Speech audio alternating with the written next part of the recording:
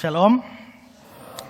Baik jemaat sekalian, kita akan mendengar firman Tuhan.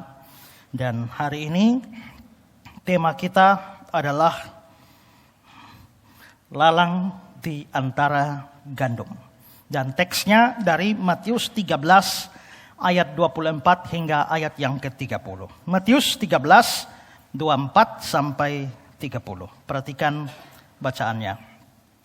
Yesus membentangkan suatu perumpamaan lain lagi kepada mereka. Katanya, hal kerajaan surga itu seumpama orang yang menaburkan benih yang baik di ladangnya. Tetapi pada waktu semua orang tidur, datanglah musuhnya menaburkan benih lalang di antara gandum itu, lalu pergi.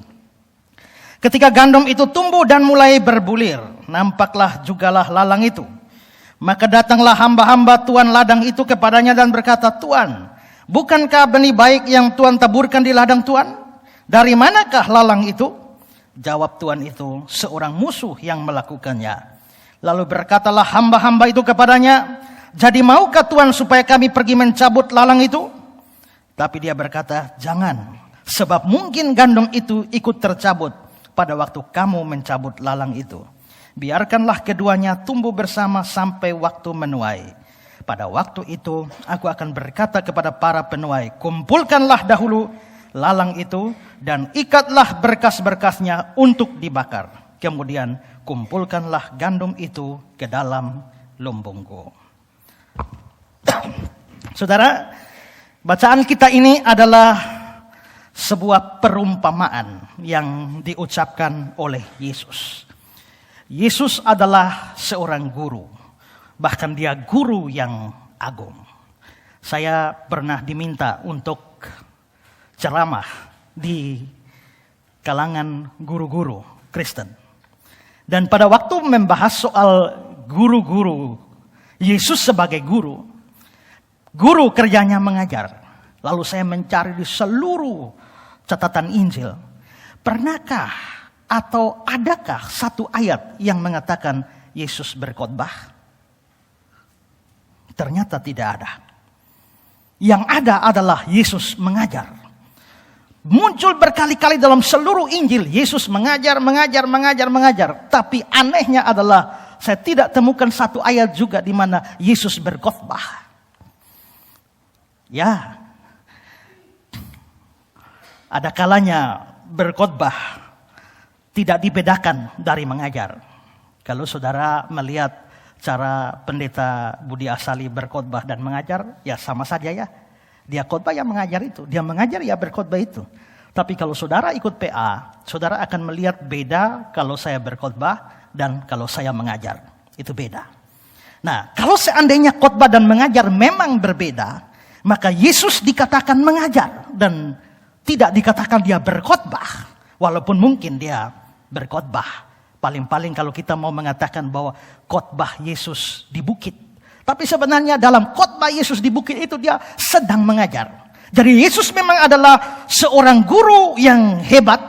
Dan sebagai seorang guru yang hebat, dia mempunyai metode mengajar yang luar biasa. Dalam seminar saya terhadap guru-guru itu, saya berikan beberapa metode Yesus di dalam mengajar kebenaran. Dan salah satu metodenya adalah dengan memberikan perumpamaan. Ya, jadi Yesus banyak sekali memberikan perumpamaan di dalam Injil-Injil sinoptik. Ya, cerita-cerita hari-hari diangkatnya untuk memberikan semacam pelajaran rohani kepada murid-muridnya atau para pendengarnya. Mungkin perumpamaan Yesus boleh digambarkan seperti ilustrasi khotbah pada zaman sekarang. Ada konsep-konsep yang terlalu tinggi, ada konsep-konsep yang terlalu sukar, berada di atas pengertian banyak orang, tapi itu dengan mudah dipahami kalau disampaikan dengan perumpamaan atau ilustrasi. Misalnya saudara, kalau saudara baca dalam Roma pasal ke-5, itu ada kata-kata di sana bahwa karena pelanggaran satu orang, semua orang dianggap berdosa. Karena ketidaktaatan satu orang, maut telah datang kepada semua orang. Pelanggaran satu orang itu siapa? Pelanggaran Adam. Ketidaktaatan satu orang itu siapa? Ketidaktaatan satu orang itu adalah ketidaktaatan Adam. Karena pelanggaran satu orang, semua orang telah berdosa. Berarti karena tidak taatnya Adam, membuat semua manusia, semua keturunan Adam itu berdosa. Karena ketidaktaatan satu orang, karena ketidaktaatan Adam, maka maut telah datang pada semua manusia. Karena itu saudara-saudara, satu orang yang berdosa, satu orang yang melanggar, satu orang yang tidak taat, semua kita jadi berdosa. Ada amin. Tapi muncul pikiran, kenapa ya? Kok Adam yang berdosa? Kenapa kita semua bisa kena? Kenapa Adam yang berdosa? Kenapa Adam yang melanggar? Kok kita semua kena akibatnya, kena getahnya? Karena apa saudara-saudara? Karena Adam itu adalah perwakilan kita. Adam adalah perwakilan manusia. Karena itu, jikalau Adam suci, semua suci. Jikalau Adam taat, semua kita taat. Jikalau Adam melanggar, kita semua melanggar. Jikalau Adam berdosa, semua berdosa. Jikalau Adam jatuh, semua jatuh. Paham? Kalau kurang paham, sekarang saya kasih ilustrasi. Nah, saudara-saudara, kalau ada pertandingan sepak bola antar negara, Indonesia kirim berapa pemain yang main di atas lapangan?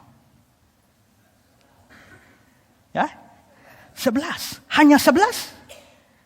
Hanya 11. Lalu pertandingan dimulai Indonesia lawan Thailand. Nah, kalau 11 orang itu menang, maka disebut Indonesia menang. Bagaimana Indonesia menang? Saya tidak terima, saya tidak ikut main kok. Tidak bisa. Mengapa? Karena 11 orang itu adalah perwakilan seluruh orang Indonesia. Apabila 11 orang itu menang, seluruh Indonesia dikatakan menang. Tapi kalau 11 itu kalah, seluruh Indonesia dikatakan kalah.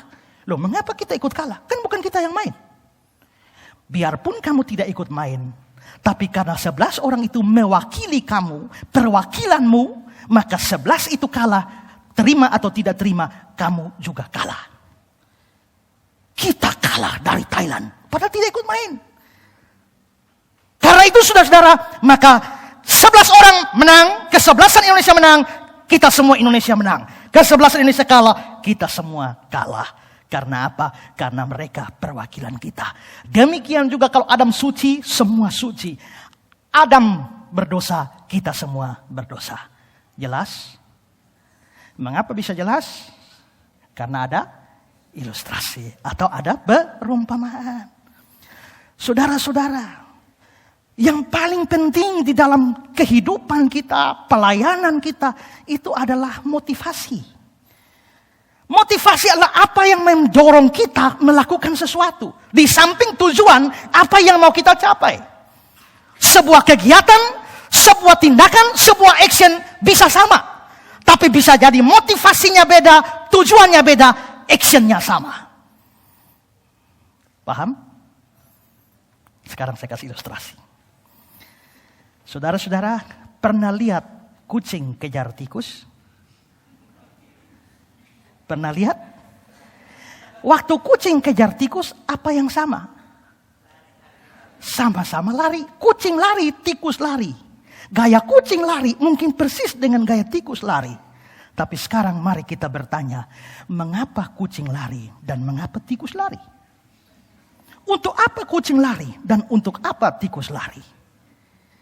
Kucing lari karena lapar, ingin makan. Tikus lari karena untuk selamatkan nyawa.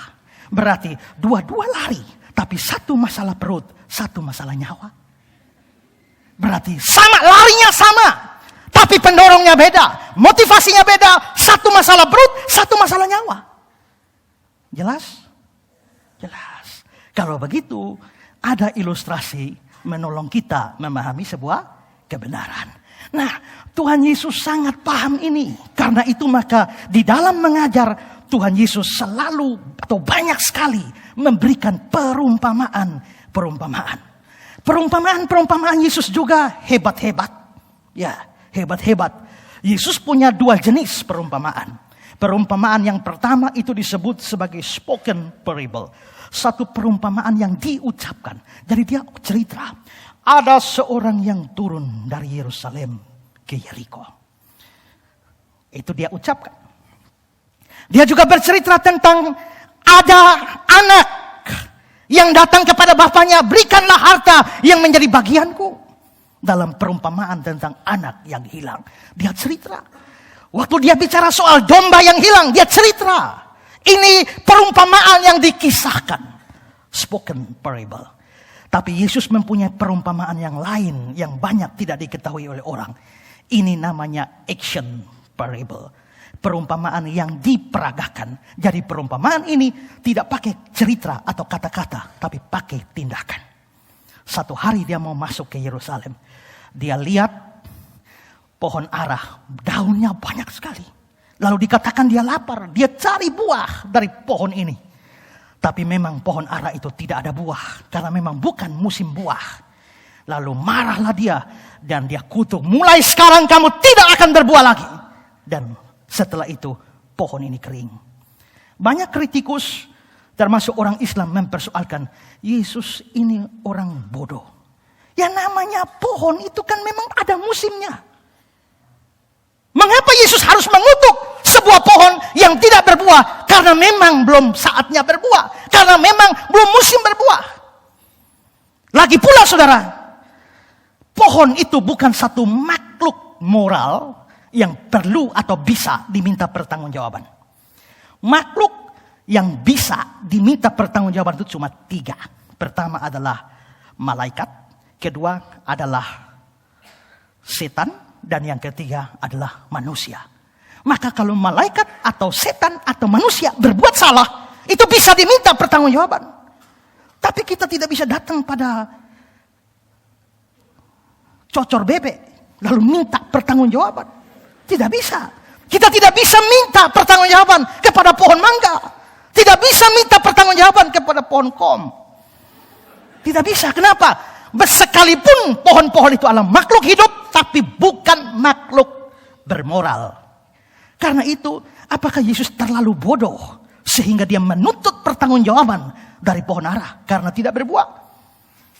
Tidak.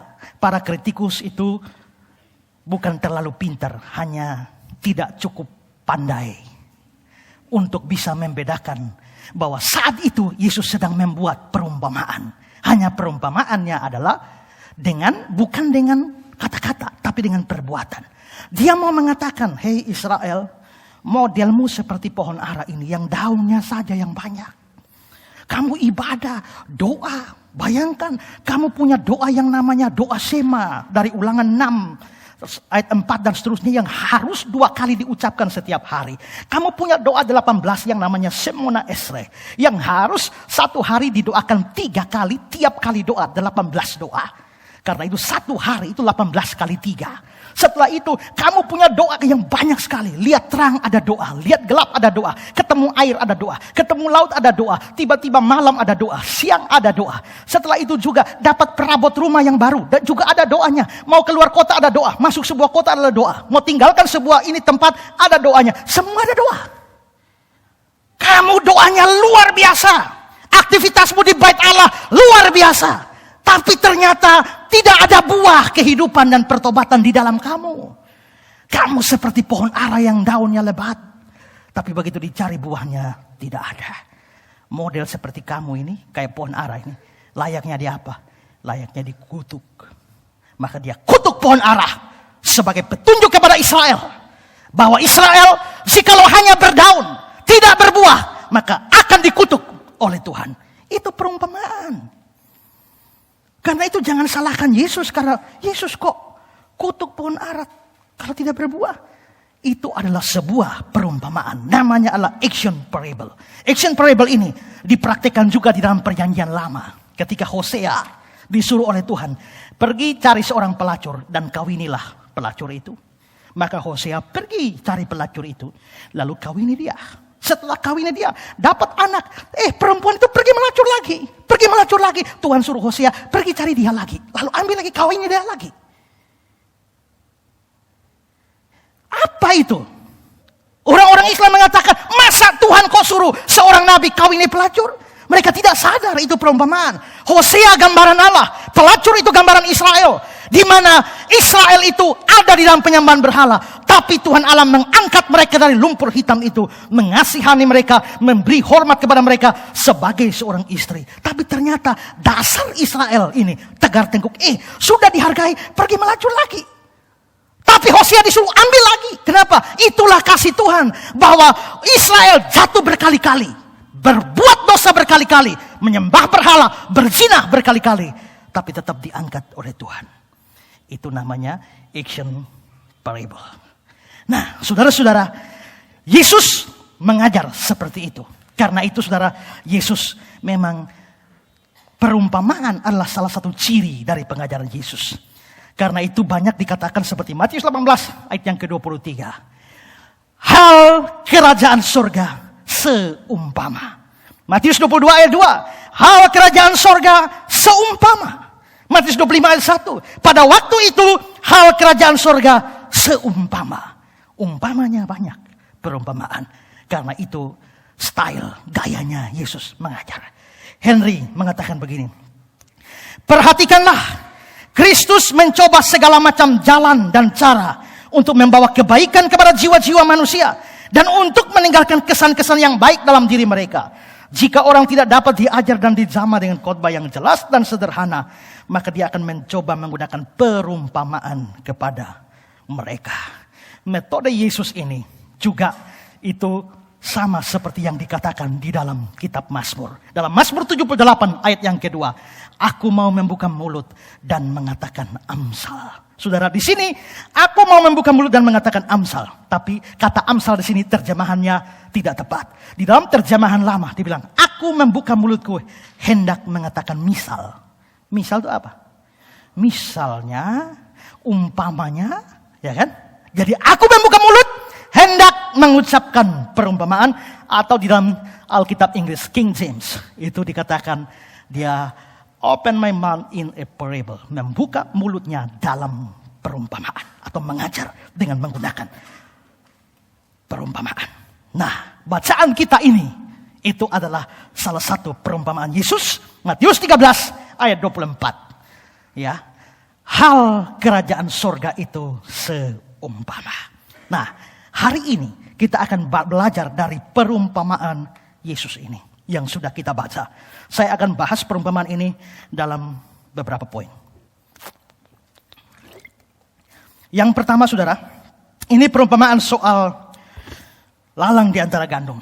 Poin pertama yang akan kita bahas adalah munculnya gandum dan lalang. Saudara, perumpamaan kita atau Yesus menceritakan perumpamaan, ada lalang yang tumbuh di antara gandum. Apa artinya gandum? Apa artinya lalang di dalam cerita ini? Itu dijelaskan oleh Yesus sendiri, diberikan artinya di dalam ayat 38. Ya. Ladang ialah dunia, benih yang baik, benih baik ini adalah benihnya gandum.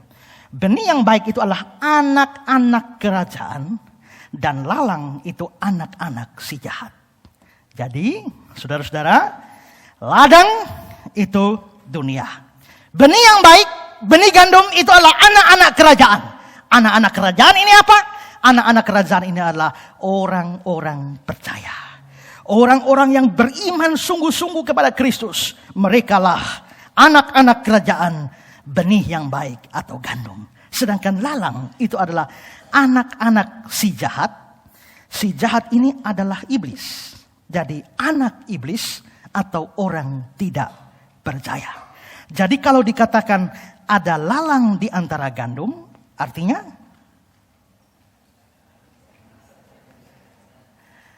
ada orang-orang tidak percaya di antara orang-orang percaya. Ada anak-anak setan di antara anak-anak Tuhan. Nah, kira-kira begitu artinya. Nah, lalu bagaimana sampai muncul gandum dan juga lalang ini? Saya akan bahas satu-satu. Pertama, mari kita lihat soal gandum. Nah, saudara-saudara, mula-mula dikatakan ada gandum di ladang itu karena adanya seorang yang menaburkan benih. Perhatikan ayat 24. Hal kerajaan surga seumpama orang yang menaburkan benih yang baik di ladangnya. Perhatikan, orang yang menaburkan benih berarti gandum itu tidak muncul sendiri. Gandum itu tidak sekonyong-konyong ada, tapi ada orang yang menaburkan benihnya. Siapa orang yang menaburkan benih itu? Dijelaskan oleh Yesus sendiri dalam ayat 37. Dia menjawab katanya, orang yang menaburkan benih baik ialah anak manusia. Anak manusia ini adalah gelar Yesus. Jadi dengan kata lain, yang menaburkan benih gandum itu adalah Yesus sendiri. Dan saudara, kalau gandum itu menunjuk pada orang percaya, anak-anak Allah, dan orang yang menaburkan benih itu adalah Yesus sendiri, artinya adalah Yesuslah yang menyebabkan munculnya orang percaya. Yesuslah yang menjadi penyebab adanya anak-anak Allah. Yesuslah yang memproduksi orang-orang percaya. Atau dengan kata lain, hadirnya orang-orang percaya, hadirnya anak-anak Allah, itu adalah hasil pekerjaan dari Yesus. Bagaimana cara Yesus memproduksi atau menghasilkan orang percaya? Dia menghasilkan orang percaya melalui pemberitaan Injil. Dan pada saat Injil diberitakan, dia bekerja melahirbarukan orang itu di dalam hatinya. Sehingga waktu Injil diberitakan, orangnya terbuka pikiran dan hatinya. Sehingga pada akhirnya dia mau beriman kepada Yesus. Nah, jadi Yesus menghasilkan orang-orang percaya melalui pemberitaan Injil. Tapi bukankah Yesus tidak memberitakan Injil? Bukankah dia telah naik ke surga dan amanat pemberitaan Injil diberikan kepada murid-muridnya? Jadikanlah semua bangsa muridku. Bukankah yang harus memberitakan Injil itu adalah murid-murid, orang-orang percaya, orang Kristen? Mengapa dikatakan Yesus itu menghasilkan orang percaya melalui pemberitaan Injil? Begini saudara, kita punya jabatan buat Yesus. Imam, raja, dan nabi. Saya tidak bahas dua yang lain, tapi jabatan Yesus sebagai nabi. Nabi itu tugasnya adalah beritakan firman. Nah, karena Yesus sebagai nabi artinya adalah Yesus mempunyai tugas memberitakan Injil. Tapi karena dia sudah naik ke surga, maka pemberitaan Injil di dunia ini tidak dia lakukan secara langsung. Tapi dia melakukan melalui dua pihak. Pertama, dia melakukan melalui Roh Kudus. Karena itu Roh Kudus hanya menyampaikan apa yang didengar dari Yesus. Yohanes 16 ayat 13-14. Tetapi apabila ia datang, Roh Kudus datang, yaitu Roh kebenaran, dia akan memimpin kamu ke dalam seluruh kebenaran. Sebab ia, Roh Kudus, tidak akan berkata-kata dari diri sendiri. Perhatikan, Roh Kudus tidak berkata-kata dari diri sendiri, tapi segala sesuatu yang didengarnya, itulah yang akan dikatakannya, dan dia akan memberitakan padamu hal-hal yang akan datang. Ia akan memuliakan aku, sebab dia akan memberitakan padamu apa yang diterimanya daripadaku. Roh Kudus hanya memberitakan apa yang diterima dari Yesus. Berarti sebenarnya di balik pekerjaan Roh Kudus dalam penginjilan, pesan Yesuslah yang disampaikan ke sana. Yesus memberitakan Injil secara tidak langsung kepada dunia ini melalui Roh Kudus. Kedua adalah melalui murid-muridnya atau melalui para penginjil, melalui para pemberita firman. Itulah sebabnya jikalau orang mendengar pemberitaan Injil yang diberitakan oleh murid-murid Tuhan, itu sama dengan mendengar Yesus. Menolaknya sama dengan menolak Yesus. Lukas 10 ayat 16. Barang siapa mendengar kamu, dia mendengarkan aku. Barang siapa menolak kamu, dia menolak aku. Barang siapa mendengar kamu, dia mendengar aku, kata Yesus. Barang siapa menolak kamu, dia menolak aku. Barang siapa mencekal kamu, dia mencekal aku. Kira-kira begitu. Ya. Yohanes 13 ayat 20. Aku berkata kepadamu, sesungguhnya barang siapa menerima orang yang kuutus, dia menerima aku. Berarti di balik penginjil-penginjil, di balik orang-orang yang beritakan firman, orang-orang yang pergi ke sana kemari beritakan Injil, sebenarnya Yesus sendiri terlibat di dalam pemberitaan Injil itu. Karena itu kalau mau menginjil, jangan takut. Kenapa? Karena bukan saudara sendiri yang bicara. Ada Roh Kudus di sana, ada Yesus juga yang terlibat di sana. Kalau saudara dianiaya karena pemberitaan Injil, ditolak karena pemberitaan Injil, sama dengan Yesus sendiri ditolak. Ingat, waktu Saulus menganiaya gereja, dan Tuhan datang kepada Saulus dalam perjalanan ke Damsyik, dia bilang, Saulus, mengapa engkau menganiaya aku? Bukan mengapa engkau menganiaya murid-muridku. Mengapa engkau menganiaya aku? Berarti penganiayaan Saulus terhadap gereja sama dengan penganiayaan kepada Kristus. Berarti Kristus terlibat di dalam misi gereja. Kristus terlibat di dalam pemberitaan Injil yang dilakukan oleh gereja. Dan karenanya, sekali lagi, kalau saudara beritakan Injil, jangan pernah takut. Kenapa? Saudara tidak sendiri, Roh Kudus dan Yesus terlibat di dalam pekerjaan pemberitaan Injil. Nah, ini satu hal penting yang harus kita perhatikan. Bahwa tidak peduli siapa yang beritakan Injil. Tidak peduli siapa yang beritakan firman Tuhan. Jikalau ada orang sampai menjadi percaya karena pemberitaan itu, maka sesungguhnya itu dihasilkan oleh Yesus dan bukan pemberitanya. Kalau ada pengkhotbah yang berkhotbah sedemikian rupa dan banyak orang bertobat, itu bukan karena disebabkan oleh pengkhotbahnya. Bukan pengkhotbah itu yang membuat orang-orang bertobat, bukan.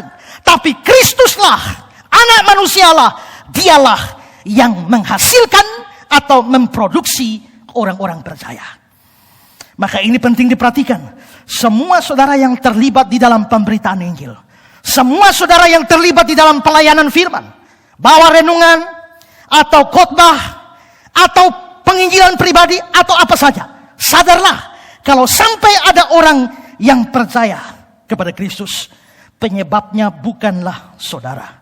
Karena itu jangan sombong dan menjadi tinggi hati. Karena apa? Karena Kristuslah yang menyebabkan terjadinya anak-anak Tuhan. Ingat, saudara hanya alat di tangan Tuhan. Tapi sesungguhnya Tuhanlah yang bekerja.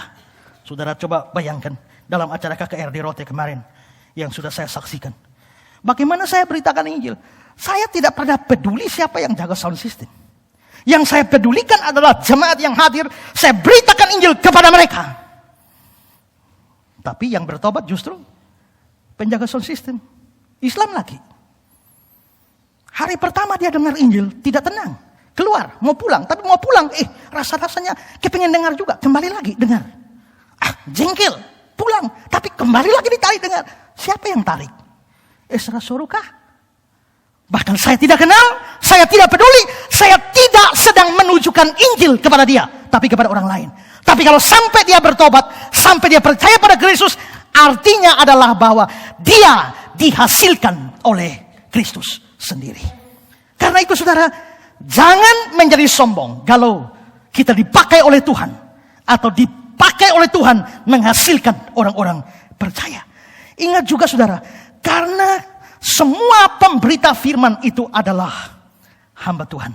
Tidak boleh ya. Di sini coba kita memperhatikan 1 Korintus pasal 3. Paulus mengatakan, aku menanam, Apolos menyiram, tapi Allah yang memberi pertumbuhan. Karena itu yang penting bukan yang menanam atau yang menyiram, melainkan Allah yang memberi pertumbuhan.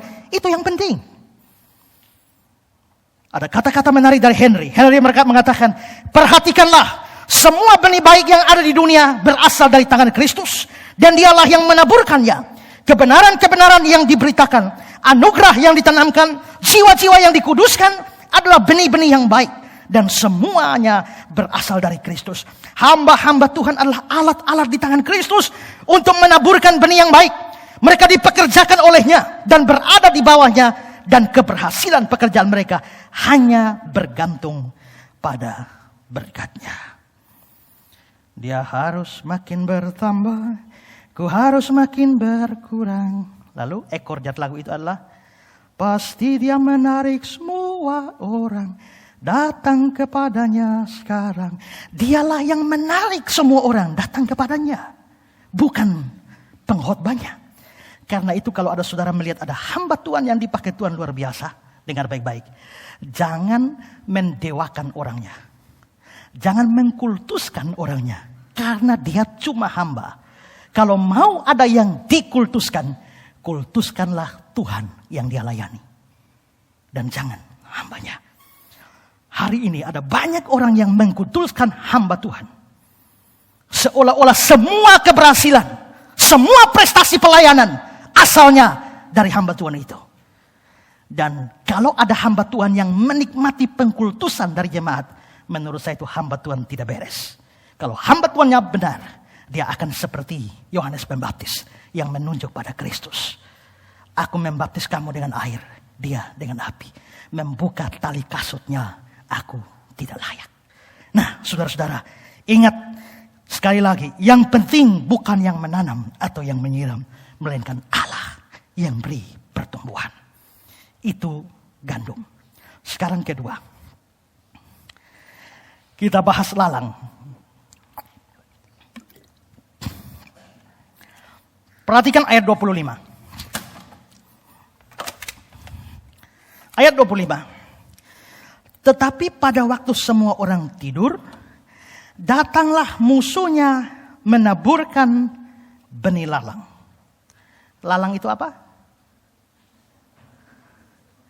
Orang-orang tidak percaya alias anak setan atau anak iblis.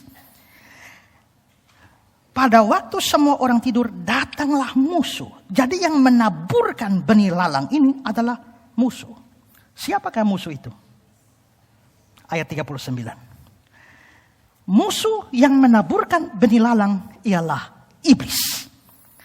Nah, saudara-saudara, kalau tadi benih gandum yang menyebabkan adanya gandum itu adalah Kristus, yang menyebabkan adanya orang percaya itu adalah Kristus, maka yang menyebabkan adanya orang tidak percaya itu adalah iblis.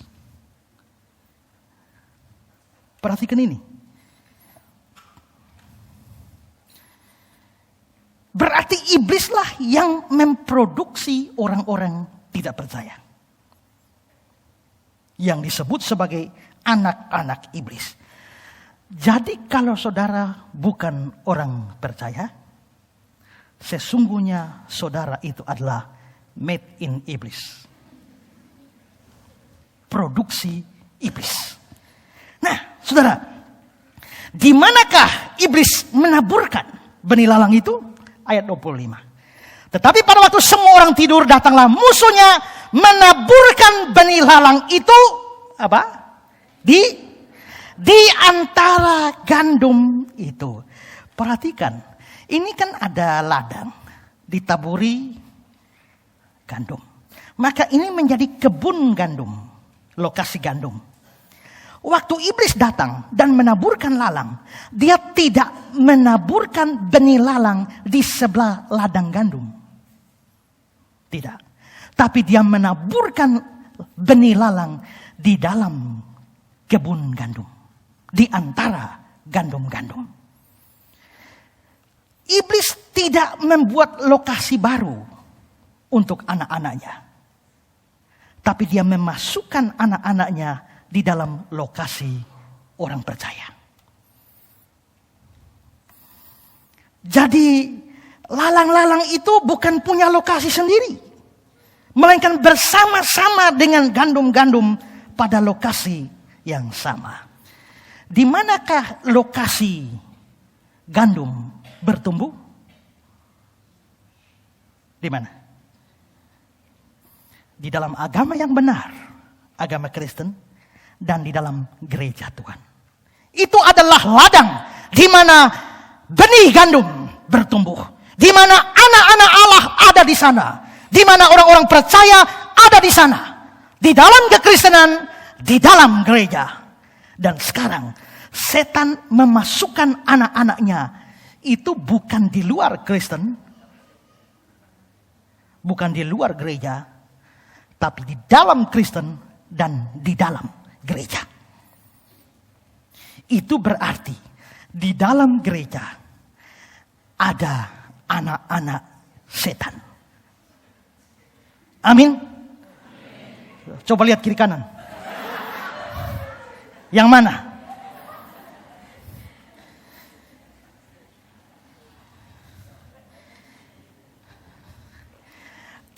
mereka, anak-anak setan ini ada di dalam gereja? Saya tanya pada saudara ya. Jangan bilang tanya deng.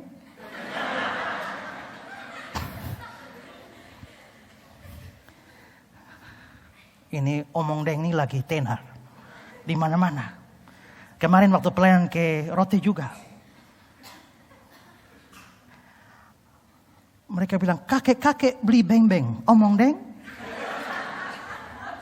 Itu mendongkolkan memang. Tapi ternyata saya temukan ada jawaban di Roti. Jawabannya adalah, bayi-bayi makan kedondong modok. Omong deng lu bodok.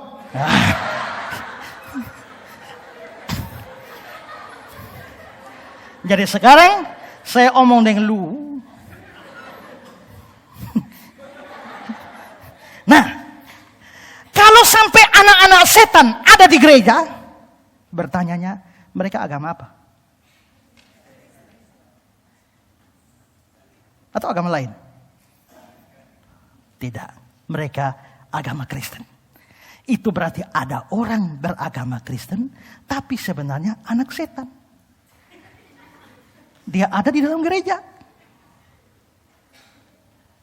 Ya, dia ada dalam gereja. Atau dengan kata lain, mereka Kristen, tapi Kristennya mereka bukan orang percaya. Jadi dengan bahasa populer, mereka cuma orang Kristen KTP saja. Tapi sesungguhnya mereka anak setan. Karena itu, jangan kira semua yang beragama Kristen pasti anak Tuhan. Jangan kira semua orang yang ada di gereja pasti anak Tuhan. Jangan kira semua yang sudah dibaptis, sudah tabisidi, ikut perjamuan, pasti anak Tuhan. Tidak. Karena jelas ada anak-anak setan di dalamnya. Bengel mengatakan begini, banyak bunga atau tumbuhan yang berbahaya bagi si petani tumbuh di antara tanamannya, di mana-mana di antara gandum. Ada banyak tanaman berbahaya di antara gandum. Dan John Gill mengatakan begini, mereka adalah anak-anak iblis. Iblis dengan caranya telah menyusupkan mereka ke dalam gereja dan menjadi anggota gereja. Awalnya mereka ini kelihatan seperti gandum, seperti orang percaya sejati yang menunjukkan tindakan keagamaan. Perjamuan ikut, baptis ikut, tabisidi ikut, vokal group ikut, paduan suara ikut, apapun ikut semua. Kenapa? Menunjukkan tindakan keagamaan, sejenis kesalehan, serta penampakan anugerah. Namun sebenarnya miskin anugerah dan merupakan lalang. Nah, saudara-saudara, bahkan anak-anak iblis ini ada di dalam gereja, tapi bukan sekedar ada dalam gereja. Bisa jadi mereka ada dalam gereja dan memegang posisi-posisi kunci dan penting di dalam gereja. Punya jabatan-jabatan penting di dalam gereja. Apa dasar mengatakan begini? Saudara, di grup Tuhan Yesus ada 12 murid. 12 rasul. Rasul itu adalah jabatan paling tinggi dalam perjanjian baru seperti nabi di dalam perjanjian lama. Rasul itu paling tinggi. Pendeta itu tidak ada apa-apa dibanding rasul. Lebih tinggi karena langsung dipilih oleh Yesus. Berarti di dalam grup Yesus ada 12 rasul. Tapi saudara, ternyata dari 12 rasul ada satu rasul yang tidak percaya. Biarpun ikut Yesus. Kemana-mana dengan Yesus. Makan minum dengan Yesus. Pelayanan. Rajin. Waktu Yesus utus, dia juga ikut diutus. Waktu bikin mujizat, dia bikin mujizat. Siapa dia? Yudas Iskariot. Tahu dari mana dia tidak percaya? Dari omongan Yesus. Yohanes 6 ayat 64. Tetapi di antaramu, di antara para rasul ini, ada yang tidak percaya. Sebab Yesus tahu dari semula siapa yang tidak percaya dan siapa yang akan menyerahkan dia. Yang menyerahkan dia adalah Yudas. Dan Yesus tahu dari semula Yudas bukan orang percaya. Berarti dia rasul. Punya jabatan rasul yang tertinggi dalam perjanjian baru. Tapi tidak percaya. Dan di ayat 70, 71 Yesus bilang begini. Jawab Yesus pada mereka, bukankah aku sendiri yang telah memilih kamu yang 12 ini? Namun seorang dari antaramu adalah iblis. Yang dimaksudkannya ialah Yudas, anak Simon Iskariot. Berarti saudara perhatikan, di sini ada seorang tidak percaya, ada seorang anak iblis, tapi punya jabatan tinggi, yaitu rasul. Oh saudara, Kalau ada anak iblis bisa jadi rasul, bisakah ada anak iblis jadi pendeta? Dan ada banyak pendeta adalah anak iblis. Bisakah ada majelis yang adalah anak iblis?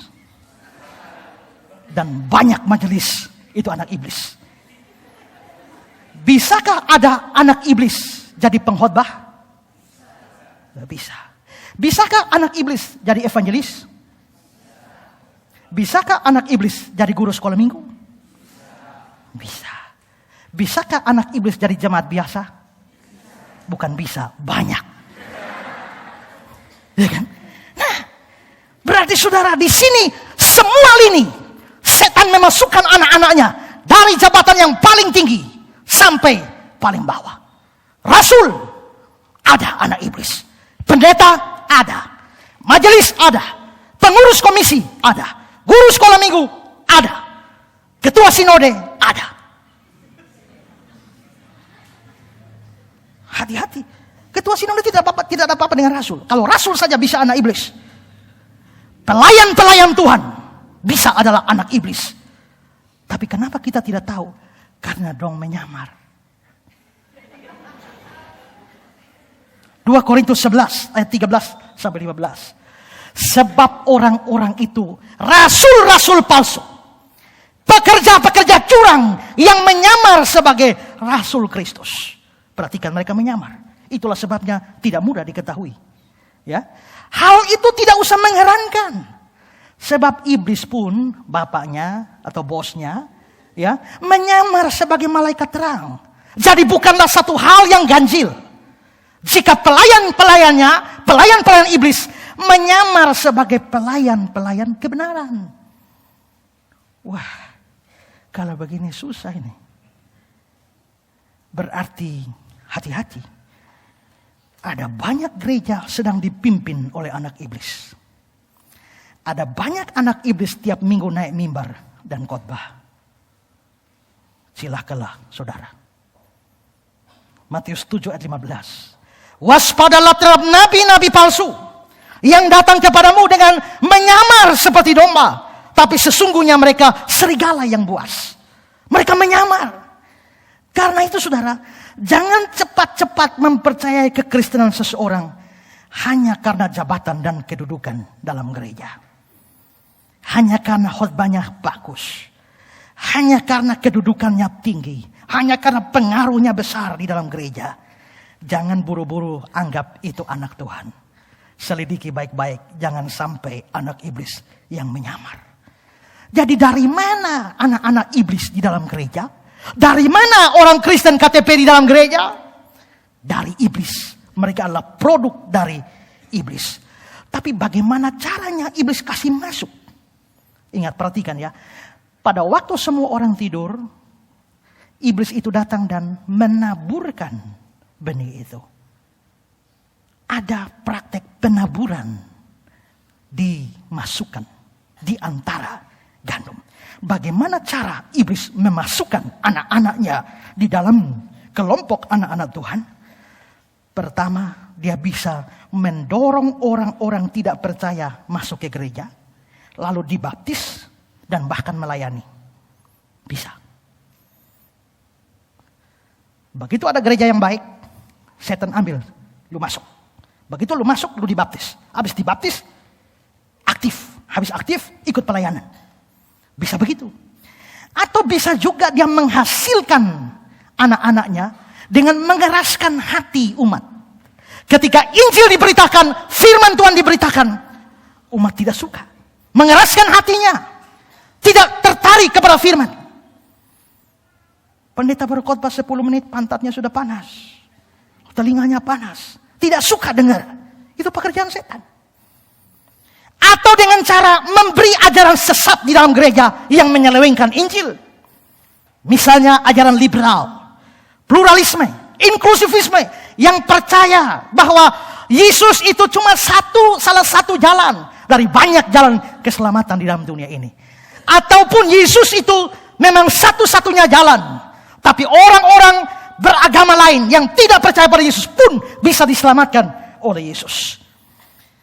Itu ajaran sesat dan Itu cara setan memasukkan anak-anaknya di dalam gereja, memproduksi anak-anaknya. Yang tentu saja khotbah-khotbah seperti itu disampaikan oleh anak-anaknya yang lain yang telah lebih dulu masuk dan punya jabatan di dalam gereja.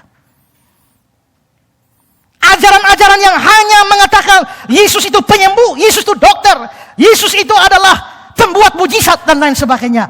Tapi Yesus sebagai juru selamat tidak pernah terdengar dari mimbar seperti itu.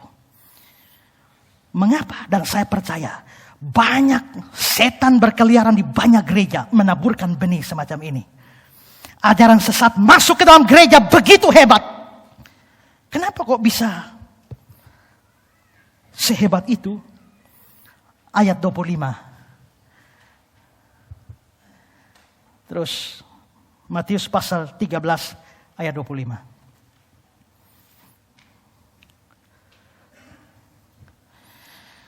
Tetapi pada waktu semua orang tidur.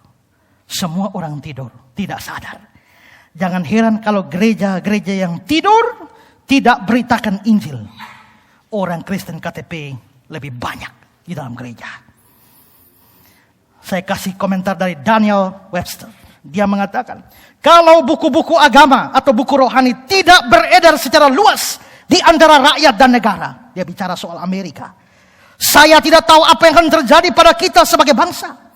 Kalau kebenaran tidak disebarkan, maka kesalahan yang akan tersebar. Kalau Allah dan firman-Nya tidak diketahui atau dikenal dan diterima, setan dan pekerjaannya yang akan mendapatkan kekuasaan atau pengaruh. Kalau buku-buku Injil tidak mencapai setiap desa, halaman-halaman jahat dan literatur yang tidak bermoral akan mencapainya. Kalau kuasa Injil tidak dirasakan di seluruh negara ini, maka anarki dan pemerintahan yang salah, keburukan, kesengsaraan, korupsi, kejahatan, kecurangan, dan kegelapan akan memerintah tanpa pengurangan atau akhir. Artinya adalah kalau ajaran yang benar tidak diberitakan, ajaran sesat akan makin bertumbuh. Kalau Injil tidak diberitakan, Injil yang palsu akan makin bertumbuh. Kalau kebenaran tidak diberitakan, kesalahan yang akan muncul dan menang. Banyak orang suka protes pada saya. Kenapa suka kritik banyak orang? Masalahnya adalah kalau yang gila-gila semua rajin bicara, lalu yang waras tidak bicara, mau jadi apa kekristenan ini? Kalau yang miring-miring semua aktif, tapi yang lurus itu pemalas, jadi apa gereja Tuhan? Kalau yang ajarkan ajaran sesat begitu gigih, lalu yang punya ajaran yang benar itu acuh tak acuh. Jadi apa kekristenan kita? Ada hal yang menarik saudara di ayat 25. Matius 13 ayat 25. Tetapi pada waktu semua orang tidur, datanglah musuhnya menaburkan benih lalang di antara gandum. Lalu pergi. Yang pergi siapa? Iblis. Habis tabur dia pergi. Mengapa kok habis tabur dia pergi? Ada penafsir, Pengel, John Trapp, Matthew Henry, mereka mengatakan itulah memang cara kerja iblis. Ya, dia tidak suka tampil. Waktu cobai Adam dan Hawa juga tidak muncul, pakai ular. Ya, jadi dia dikatakan para penafsir mengatakan bahwa iblis pergi supaya tidak diketahui dan memang cara kerjanya begitu. Dia bekerja dalam penyamaran. Maka John Trapp mengatakan seolah-olah dia tidak pernah melakukan apapun. Setan menyembunyikan kaki belahnya dan kelihatan tidak lain dari malaikat terang. Tapi ada juga penafsir lain seperti John Gill. Dia mengatakan bahwa iblis begitu tabur di ladang segera pergi. Kenapa?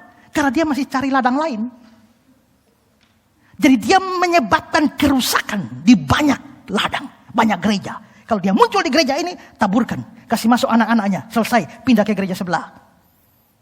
Tidak tunggu lama-lama, begitu tabur, langsung pergi. Masuk lagi gereja satu lagi. Begitu masuk, pergi lagi. Maka iblis berkeliling ke gereja-gereja. Sampai karena itu saudara jangan heran kalau banyak gereja itu ada anak iblis di dalam. Ada pendeta bilang di gereja saya tidak ada. Oh, hebat banget. Hebat bingit.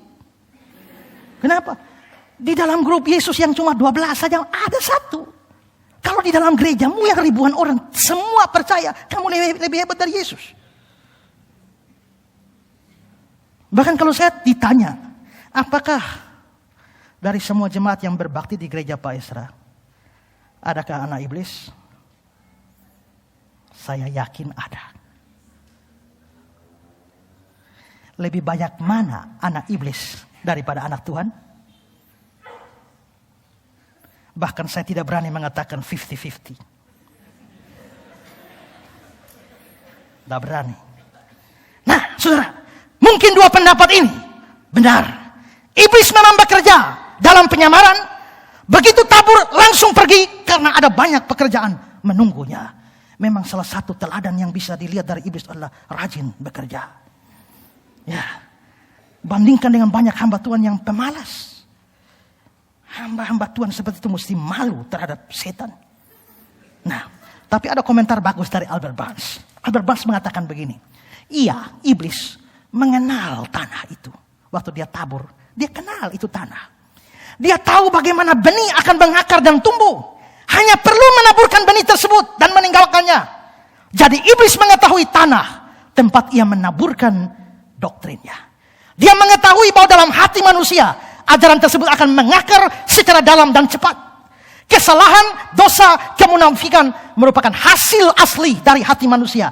Dan kalau ditinggalkan sendiri, akan mulai mengalami kemewahan yang mematikan. Maksudnya apa? Maksudnya begini. Setelah iblis menaburkan benih lalang itu, dia langsung pergi dan iblis sama sekali tidak merawat benih itu. Kalau yang taburkan gandum harus rawat. Makanya dia pakai hamba-hamba untuk memperhatikan. Makanya hamba-hamba bisa tahu kok ada lalang di antara gandum. Karena benih gandum itu dirawat oleh hamba-hamba Tuhan itu. Tapi ternyata begitu setan masukkan benih lalang, setan langsung pergi dan tidak merawatnya. Mengapa? Setan kelihatan tahu pasti. Ya, benih lalang itu tak usah dirawat pun pasti tumbuh. Ya,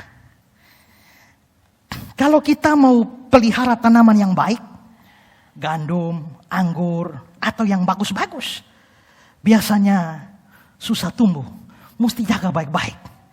Tapi yang tanaman-tanaman yang tidak berguna ini, ya, tak usah rawat, tumbuh sendiri dan cepat menyebar. Tak usah kasih pupuk, dia subur. Ya. Tak usah diperhatikan, tak usah disiram. Dia bisa tumbuh sendiri.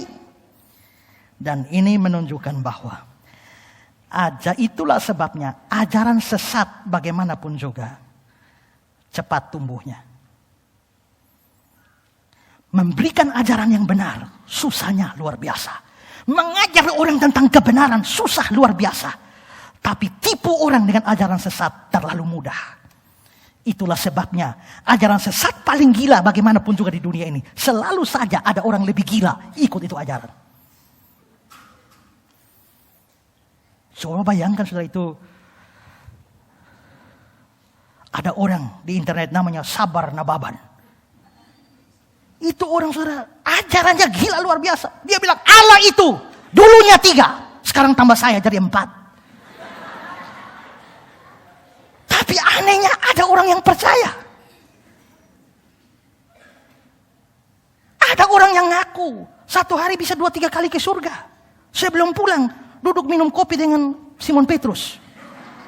Tapi anehnya saudara, ribuan orang percaya pada dia.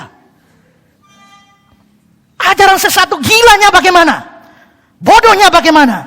Selalu ada orang lebih bodoh yang mempercayainya.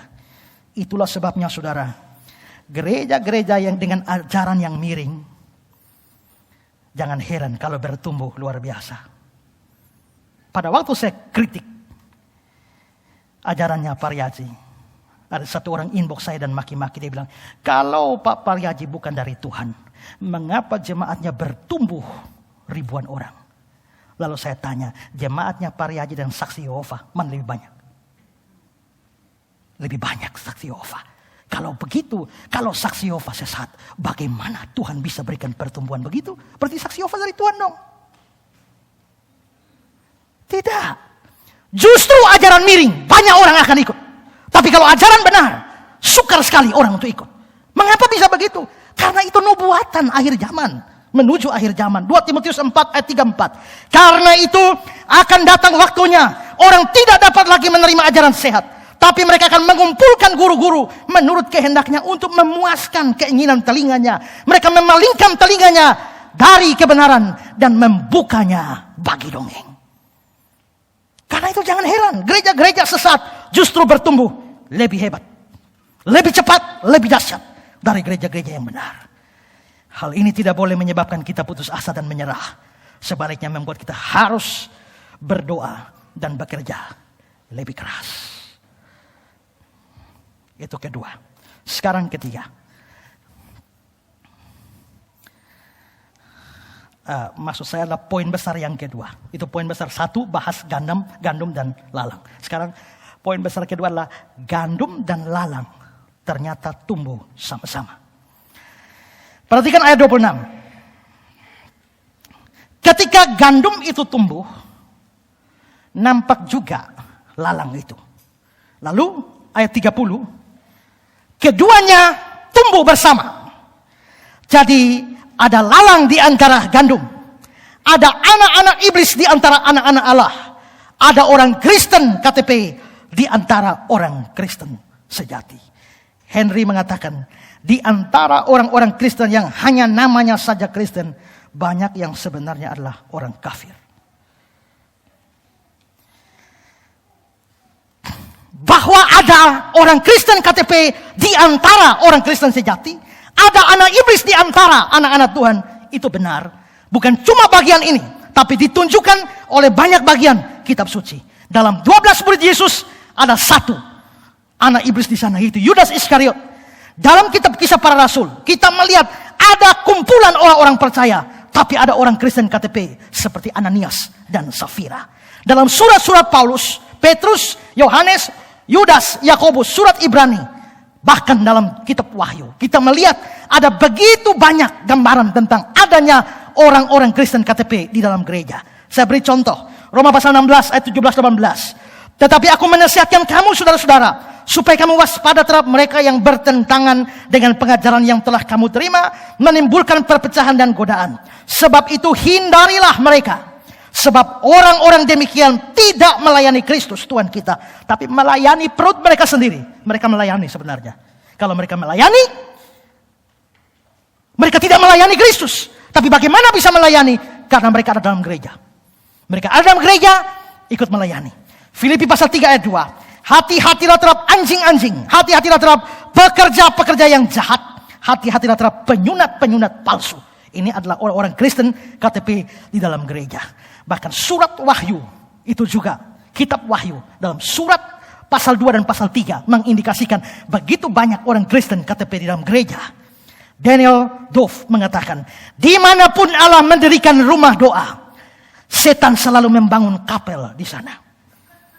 Dan kalau diselidiki akan didapatkan yang terakhir, punyanya setan mempunyai jemaat yang terbesar. Jadi kalau kita hitung semua gereja dengan jemaat-jemaatnya, banyak mana orang Kristen KTP dan orang Kristen sejati. Lebih banyak orang Kristen KTP-nya daripada orang Kristen sejati. Nah, soal adanya orang Kristen KTP dalam gereja, saya mau kutip pembahasan Pendeta Budi Asali. Beliau berkata begini, sekalipun setiap gereja atau persekutuan pasti ada orang Kristen KTP-nya, tapi ada persentasenya tinggi, ada yang rendah. Jadi ada yang banyak sekali, ada anak Tuhan banyak, anak setannya lebih sedikit. Tapi ada gereja-gereja yang anak setannya lebih banyak daripada anak Tuhannya. Ya, persentasenya beda. Tergantung apakah gereja itu banyak penginjilan atau tidak. Kalau gereja banyak penginjilan, anak setannya berkurang, anak Tuhannya lebih banyak. Tapi kalau gereja tidak beritakan Injil, anak setan lebih banyak daripada anak Tuhan. Bahwa di setiap gereja pasti ada orang Kristen KTP, menyebabkan pemberitaan Injil dalam gereja merupakan sesuatu yang sangat penting. Ini bisa mengurangi jumlah atau presentasi orang Kristen KTP tersebut. Pemberitaan Injil tersebut harus dilakukan di pertama, sekolah minggu. Karena itu kita harus memilih guru sekolah minggu yang betul-betul punya jiwa penginjilan. Kedua, di kebaktian atau pemahaman Alkitab. Untuk orang Kristen dewasa, pemuda, remaja, dan juga dalam acara khusus seperti KKR. KKR harus beritakan Injil. Jangan hanya guyonan bikin ketawa saja. Beritakan Injil. Kalau hanya bikin kesembuhan ilahi, mujizat, itu bukan KKR, KKJ. Kebaktian, kebangunan jasmani, bukan rohani. Ketiga, antar jemaat, penginjilan secara pribadi. Karena itu, kalau itu bersekutu, jangan hanya asal bicara. Bicara tentang hal rohani seperti keselamatan dan sebagainya. Kedua, apakah banyak dilakukan doa untuk pertobatan jemaat atau tidak? Ini penting sekali. Ada banyak orang anak setan atau anak Tuhan dalam gereja, tergantung doa. Doa di dalam gereja. Ya. Semua pendeta, penginjil, guru sekolah minggu, majelis, bahkan jemaat biasa yang sudah betul-betul percaya pada Kristus, mempunyai kewajiban mendoakan semua jemaat lain yang masih tergolong Kristen KTP. Juga ada satu sikap, khususnya dari pendeta, penginjil, guru sekolah minggu, dan majelis pengurus yang bisa menyebabkan tingginya presentasi dari orang Kristen KTP di sebuah gereja. Yaitu terlalu mudah atau cepat menganggap bahwa jemaat sudah Kristen. Dengan adanya sikap ini, mereka tidak akan memberitakan Injil ataupun berdoa bagi pertobatan jemaat. Dan juga tidak akan mengadakan acara penginjilan seperti KKR dan sebagainya. Dan juga tidak akan memilih tema-tema yang bersifat penginjilan untuk dikhotbahkan. Ini penting sekali. Sekarang saya tanya, berapa kuat gereja ini berdoa untuk orang-orang Kristen KTP supaya bertobat? Kita punya persekutuan doa setiap hari Rabu. Berapa yang datang? Dapat dihitung dengan jari. Kalau saudara memang sungguh-sungguh sudah Kristen dan merindukan ada pertobatan, aktiflah di dalam persekutuan doa. Nah, saudara, berarti lalang ini tumbuh di antara gandum. Bagaimana bisa bedakan? Kelihatannya tidak mudah membedakan lalang dari gandum. Perhatikan saudara, ayat berikut ini, Matius 13 ayat 26-27. Ketika gandum itu tumbuh, mulai berbulir, nampak juga lalang itu. Lalu muncul di bawah, dari manakah lalang itu? Perhatikan saudara, dari mana hamba-hamba ini bisa tahu ada lalang di antara gandum? Tahu dari mana?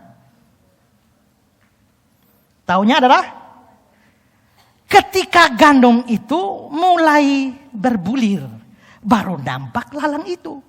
Berarti sepanjang gandum belum berbulir, tidak bisa bedakan. Jadi kalau tidak ada buahnya, mirip. Selama gandum belum berbulir, para hamba itu tidak mengetahui ada lalang di antara gandum.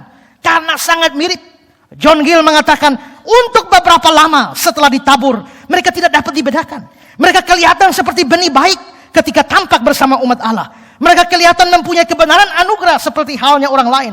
Daun-daun pengakuannya ketika pertama kali bermunculan kelihatan seperti gandum sejati. Mirip sekali. Tadi sudah saya jelaskan, Yudas Iskariot itu adalah salah satu orang Kristen KTP. Tapi saudara, Yudas kelihatan tidak terlalu berbeda secara menyolok dengan 11 rasul sejati yang lain. Bahkan saudara, ketika orang yang lain mengundurkan diri, Yudas tidak. Dalam Yohanes 6 ayat yang ke-66 dan 71. Mulai dari waktu itu banyak murid mengundurkan diri dan tidak lagi mengikuti Yesus. Tapi maka kata Yesus kepada mereka yang ke-12 muridnya, ya, apakah kamu tidak mau pergi juga? Jawab Simon Petrus kepadanya, Tuhan, kepada siapakah kami akan pergi? Dan seterusnya. Berarti banyak orang pergi. Yudas Iskariot tidak pergi. Tetap ikut Yesus. Berarti dia palsu. Tapi kelihatan setia. Mirip sekali saudara. Lalang memang sukar dibedakan dari gandum. Sangat mirip. Karena kemiripan ini. Anak-anak Allah. Ingat. Ada anak Allah. Ada anak setan di antara anak Allah. Karena itu. Karena mirip ini. Hati-hati dalam pilih jodoh. Jangan sampai lu kira gandum, ternyata lalang kawan. Mengapa? Dia model kayak gandum. Kalau ternyata ada anak setan di dalam gereja dan persentasenya cukup besar, kemungkinan untuk kamu pacaran dan kawin dengan anak setan besar.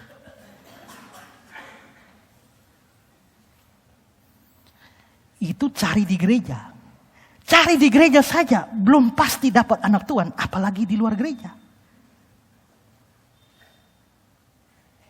Karena itu hati-hati.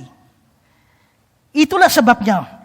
Kalau firman Tuhan bilang terang tidak bisa bersatu dengan gelap. Orang Kristen harus menikah dengan orang yang seiman. Yang seiman ini bukan hanya sama-sama Kristen. Dia bisa Kristen tapi dia anak Tuhan atau bukan. Itu masalahnya. Kalau kamu dapatkan dia agama Kristen tapi dia sebenarnya adalah anak iblis yang menyusup. Pak Budi bilang, kamu orang paling kurang ajar. Mengapa? Karena kamu anak Tuhan, bapakmu Tuhan. Dia anak iblis, bapaknya iblis. Waktu kau kawin dengan dia, membuat Tuhan dan iblis jadi besan. Itu kurang ajar itu. Karena itu hati-hati, pilih jodoh. Biar jomblo panjang, tidak masalah. Daripada dapat anak setan. Jodoh di tangan Tuhan, jomblo disayang Tuhan. Amin. Hati-hati, ada anak setan bertebaran di sekitar saudara. Karena mirip ini juga orang Kristen harus hati-hati dengar ajaran, dengar khotbah. Jangan hanya amin-amin saja. Perhatikan baik-baik, bisa jadi ada anak setan berkhotbah. Maka hati-hati, perhatikan ajarannya sungguh-sungguh sesuai firman atau tidak. Karena banyak kemiripan ini juga, gereja Kristen harus hati-hati memilih pelayan. Memilih hamba Tuhan, memilih penginjil, memilih guru sekolah minggu, memilih majelis. Hati-hati, jangan sampai ada anak setan menyusup ke sana. Pendeta Budi Asali bilang begini, memilih secara ngaur atau sembarangan sehingga mendudukan orang Kristen KTP pada kedudukan yang penting dalam gereja merupakan jalan yang paling pasti untuk menghancurkan gereja. Terlepas dari mirip itu, lalu apa yang bisa bedakan antara lalang dan gandum? Matius 7 ayat 16, dari buahnya kamu kenal mereka. Jadi kapan gandum itu berbuah baru bisa beda dengan lalang. Ya.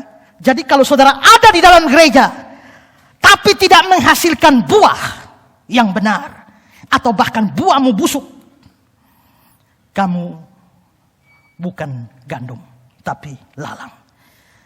Kamu bukan anak Tuhan tapi anak iblis yang disusupkan ke dalam gereja. Kalau ada orang seperti itu di sini, bertobatlah kamu.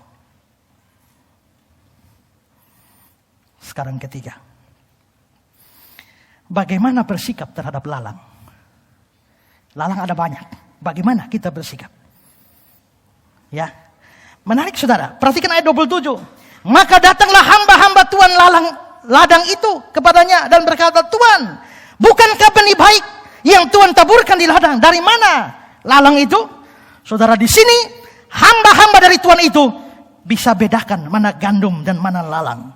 Sayangnya ada banyak pendeta sekarang tidak tahu bisa bedakan mana anak Tuhan sejati dan mana yang bukan.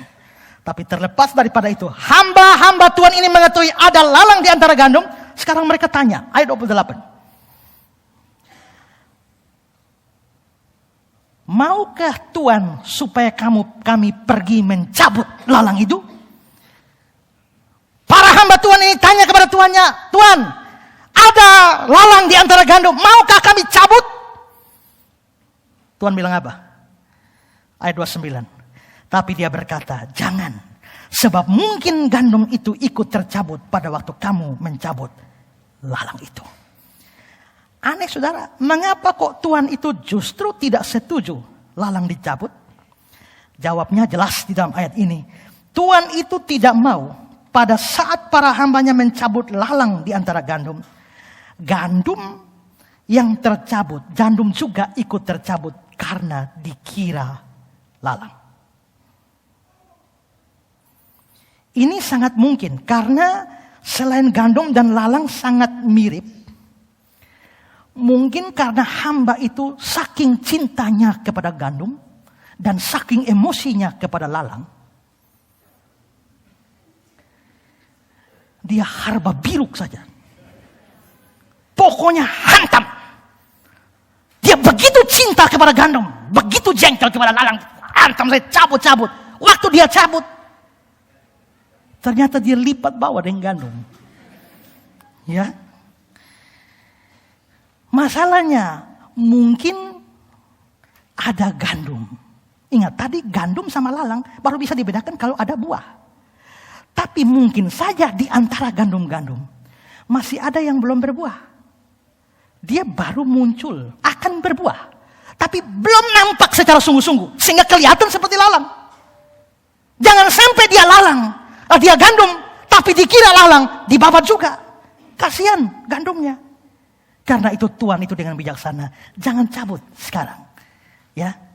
Jadi saudara-saudara, di sini mungkin ada semangat yang besar, semangat yang benar demi kebenaran, dan kebencian yang besar pada kepalsuan.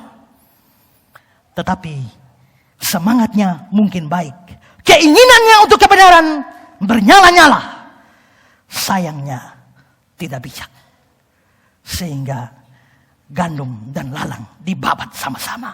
Karena itu Tuhan yang bijaksana itu menolak permintaan itu. Matius 13 ayat 30.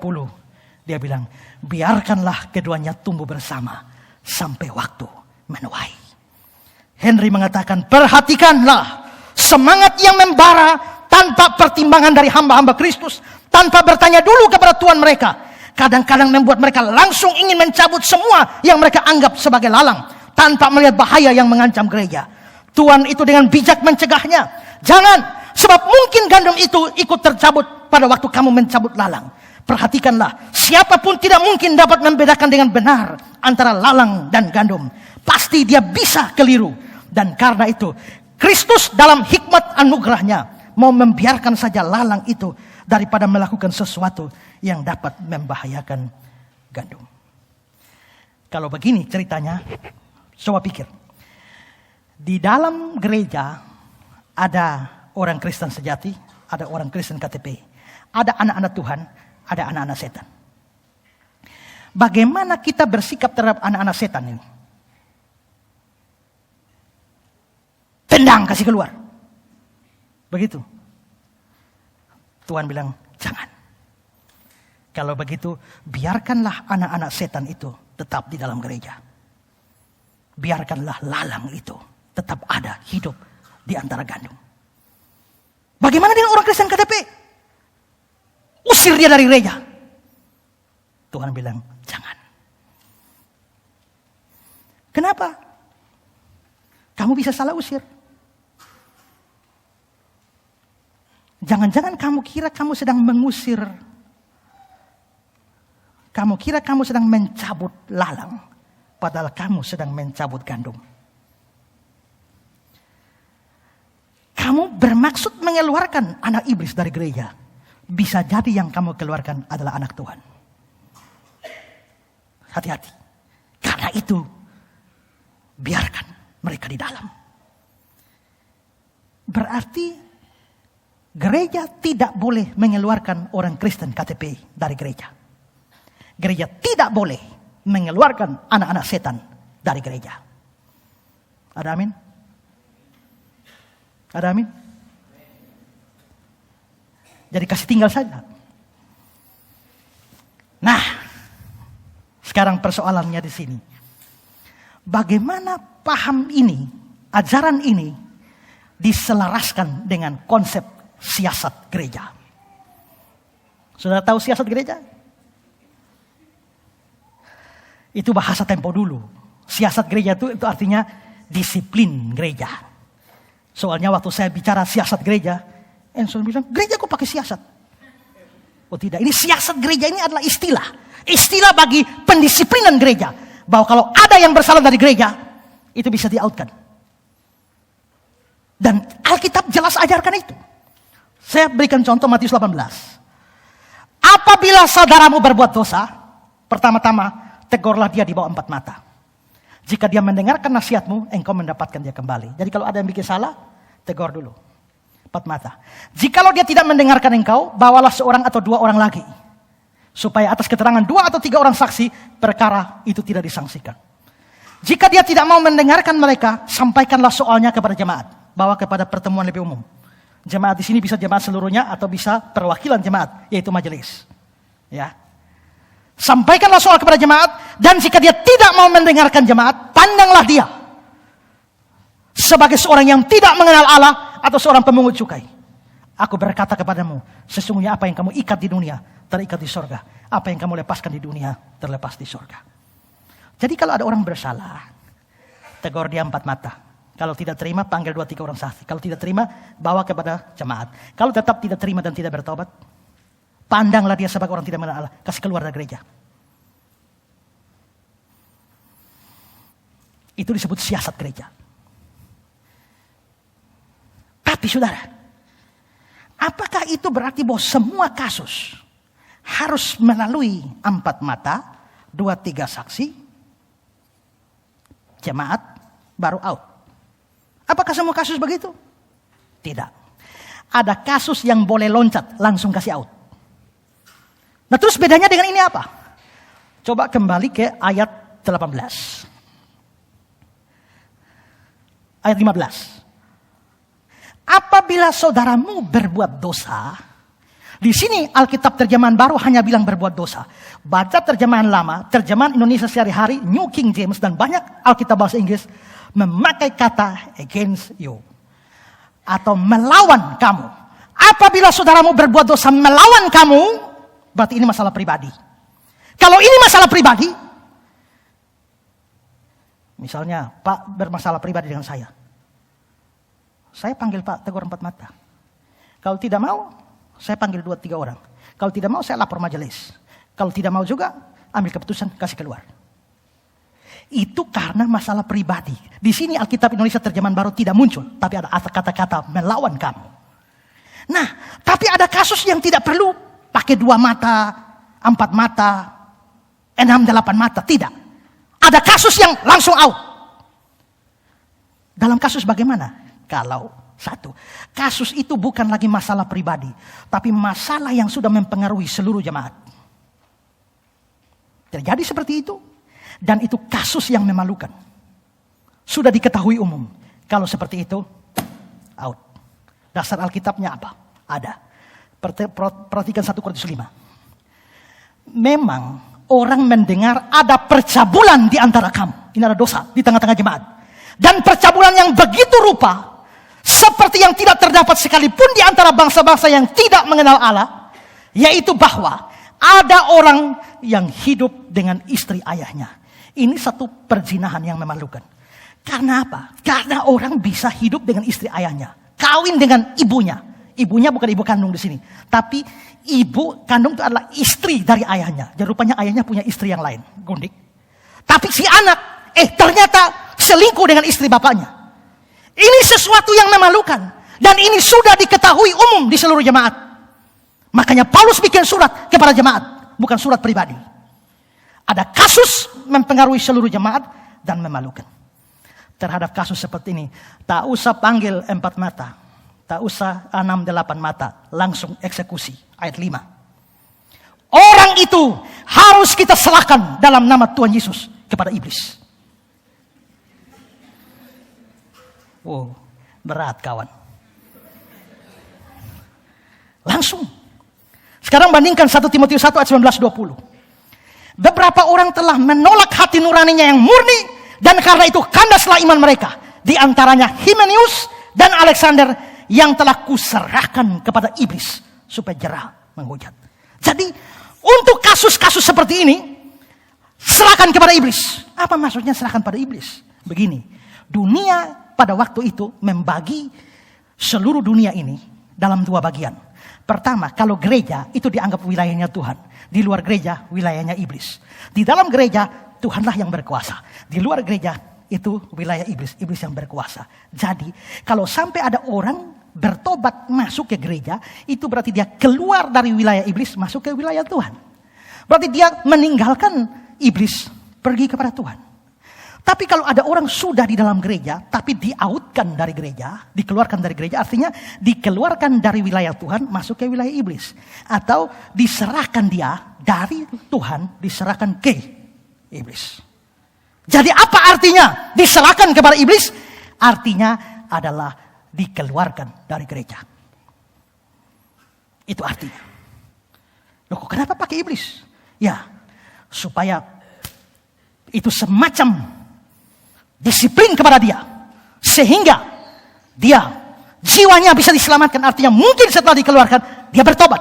Kalau dia bertobat, maka dia kembali kepada gereja. Nah, jadi itu adalah siasat gereja. Berarti siasat gereja mengajarkan bahwa ada orang-orang yang bersalah, melanggar aturan di dalam gereja, itu diautkan dari gereja. Tapi bagaimana dengan tadi? Apakah kami cabut larang itu? Jangan. Jangan sampai kamu lipat dengan gandum. Apa bertentangan? Tidak. Firman Tuhan tidak bertentangan. Maksudnya begini. Orang Kristen KTP sekalipun. Kalau saudara adalah orang Kristen KTP. Ada di dalam gereja. Kalau saudara tidak membuat sebuah kesalahan yang jelas dan menyolok. Tidak boleh saudara dikeluarkan dari gereja. Saya tidak bisa jalan-jalan saja. Ajak bercakap-cakap. Ini orang Kristen KTP. Minta majelis. Lempar dia keluar. Tidak bisa. Dia memang orang Kristen KTP, tapi kalau dia tidak membuat sebuah kesalahan secara khusus, tidak boleh dikeluarkan. Mengeluarkan orang Kristen KTP dari gereja tanpa kesalahan, itu sama dengan mencabut lalang dari antara gandum. Dan itu dilarang oleh Tuhan. Sebaliknya, entah orang Kristen KTP atau orang Kristen sejati sekalipun, kalau dia membuat kesalahan, dan kesalahannya itu mempengaruhi seluruh jemaat, menyolok, dia bisa diautkan langsung. Atau kalau masalah pribadi, dia bisa dituntun 4 mata, 6-8 mata. Kalau tidak mau bertobat, baru dikeluarkan. Jadi ini tidak bertentangan. Dan ingat, Tuhan sendiri itu melakukan prinsip ini dengan keluarkan orang dari gereja. Saya kutip kata-kata Pak Budi Asali. Tuhan sendiri bisa mengeluarkan seorang dari gereja. Yohanes 15 ayat 2. Setiap ranting padaku yang tidak berbuah, dipotong. Jadi kalau ranting ini tidak berbuah, potong saja. Ya. Dan setiap ranting yang berbuah dibersihkannya supaya dia lebih banyak berbuah. Dan ini bisa dia lakukan dengan cara. Pertama, membunuh orang seperti itu dalam kasus Ananias dan Safira. Jadi Tuhan bisa kasih out orang dari gereja dengan cara apa? Bunuh dia. Seperti kasus Ananias dan Safira. Kedua, memberikan ajaran yang keras. Tuhan kasih ajaran yang keras. Sesudah mendengar semua itu, banyak dari murid-murid Yesus yang berkata, perkataan ini keras. Siapakah yang sanggup mendengarnya? Mulai waktu itu banyak murid-murid mengundurkan diri. Jadi ajarannya keras. Dia tersinggung, akhirnya dia keluar. Jadi Tuhan bisa keluarkan orang dari gereja. Melalui cara apa? Melalui dia tersinggung dengan khotbah. Yang akhirnya keluar. Tapi Tuhan punya cara lain kasih keluar orang dari gereja. Caranya adalah yang ketiga. Memberikan kepada orang Kristen KTP itu hal-hal yang lain. Seperti kekecewaan, kemarahan kepada sesama jemaat, atau kepada pendeta, kemalasan, kebosanan, pindah rumah, dan sebagainya yang mengakibatkan dia akhirnya keluar dari gereja. Ini bukan saya yang bilang, Pak Budi. Jadi sampai kalau ada hamba Tuhannya benar, ada jemaat yang tersinggung, marah pada hamba Tuhannya, dan keluar, silakan keluar. Itu mungkin cara Tuhan mengeluarkan kamu dari sini.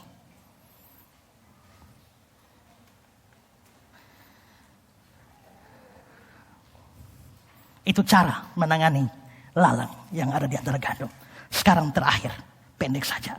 Nasib akhir dari lalang dan gandum. Lalang tidak boleh dicabut dari antara gandum. Lalu sampai kapan dibiarkan? Ayat 30. Sampai waktu menuai. Sampai waktu menuai baru ambil tindakan. Waktu menuai kapan? Ayat 39. Waktu menuai ialah akhir zaman. Itu berarti tindakan Tuhan terhadap lalang atau orang Kristen KTP baru resmi dilakukan pada akhir zaman. Perhatikan ayat 30. Pada waktu itu aku akan berkata pada para penuai. Penuai itu malaikat. Kumpulkan dahulu lalang itu. Ikatlah berkas-berkas dan bakar. Pada akhir zaman nanti. Semua Kristen KTP, anak iblis yang ada di gereja, diikat. Bakar. Bakar di mana? Ayat 39-43. Para penuai ialah malaikat. Maka setiap lalang yang dikumpulkan dibakar dalam api. Demikian juga pada akhir zaman. Anak manusia akan menyuruh malaikat-malaikatnya. Mereka akan mengumpulkan segala sesuatu yang menyesatkan. Semua orang yang melakukan kejahatan dalam kerajaannya.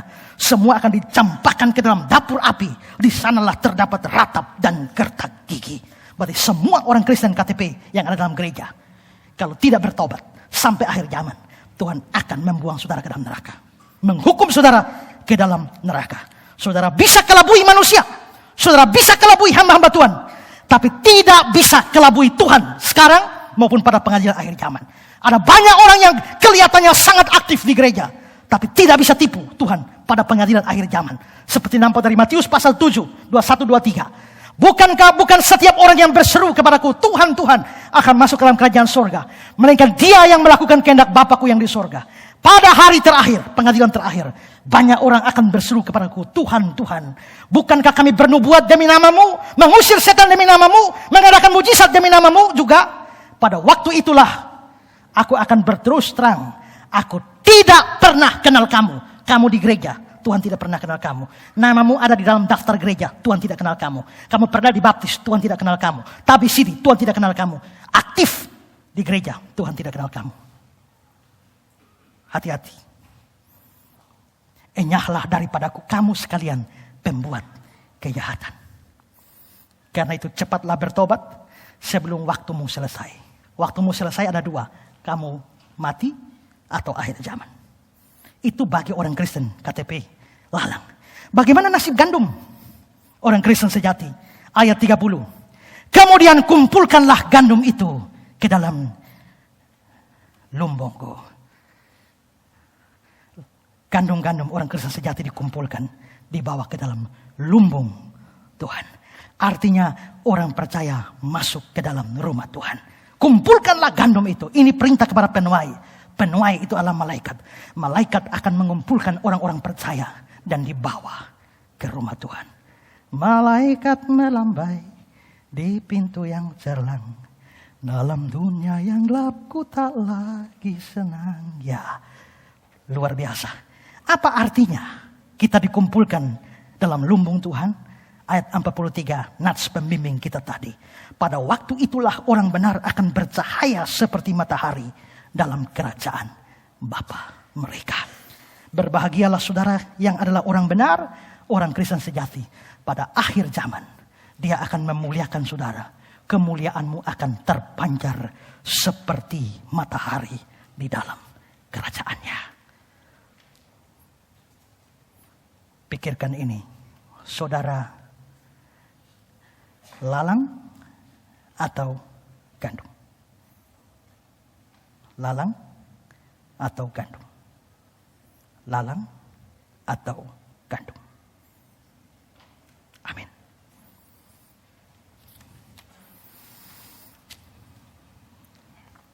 Mari kita tunduk kepala, renungkan firman Tuhan ini. Kalau saudara kedapatan adalah lalang, saudara adalah orang Kristen KTP yang ada dalam gereja. Saudara mungkin aktif, melayani, dibaptis, tabisidi. Tapi saudara sadar, saudara belum sungguh-sungguh jadi orang percaya. Ingat, saudara adalah anak setan yang disusupkan dalam gereja. Kalau saudara dapati diri saudara seperti itu, datanglah kepada Yesus sekarang. Biar dia ubah saudara.